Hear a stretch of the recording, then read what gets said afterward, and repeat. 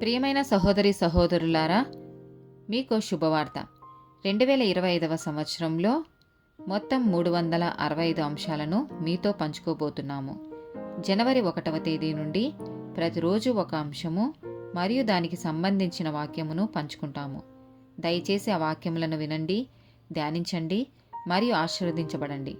దయచేసి సబ్స్క్రైబ్ చేయండి మరియు మీ స్నేహితులతో పంచుకోండి. ధన్యవాదాలు.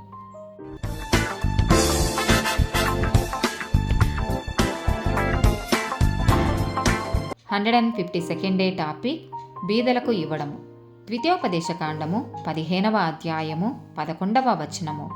బీదలు దేశంలో ఉండక మానరు, అందుచేత నేను నీ దేశంలోనున్న నీ సహోదరులకు దీనులకును బీదలకును అవశ్యముగా నీ చెయ్యి చాపవలెనని నీకాజ్ఞాపించుచున్నాను. లేవియాకాండము 19వ అధ్యాయము 9-10 వచనాలు. మీరు మీ భూమి పంటను కోయునప్పుడు నీ పొలము యొక్క ఓరలను పూర్తిగా కోయకూడదు, నీ కోతలో పరిగెను ఏరుకొనకూడదు, నీ ఫలవృక్షముల తోట పరిగెను కూర్చుకొనకూడదు, నీ ఫలవృక్షముల తోటలో రాలిన పండ్లను ఏరుకొనకూడదు. బీదలకును పరదేశులకును వాటిని విడిచిపెట్టవలెను. సామెతల గ్రంథము 19వ అధ్యాయము 17వ వచనము. బీదలను కనికరించువాడు యెహోవాకు అప్పిచ్చువాడు, వాని ఉపకారమునకు ఆయన ప్రత్యుపకారము చెయ్యును. మత్తయి సువార్త 25వ అధ్యాయము 35-40 వచనాలు.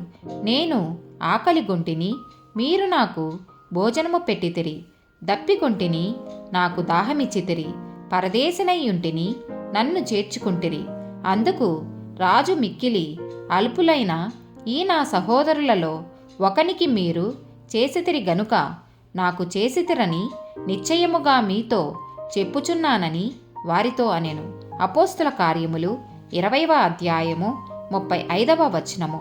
మీరును ఈలాగు ప్రయాసపడి బలహీనులను సంరక్షింపవలెననియు పుచ్చుకొనుట కంటే ఇచ్చుట ధన్యము అని ప్రభువైన యేసు చెప్పిన మాటలు జ్ఞాపకం చేసుకొనవలెననియు అన్ని విషయములలో మీకు మాదిరి చూపితినని చెప్పెను.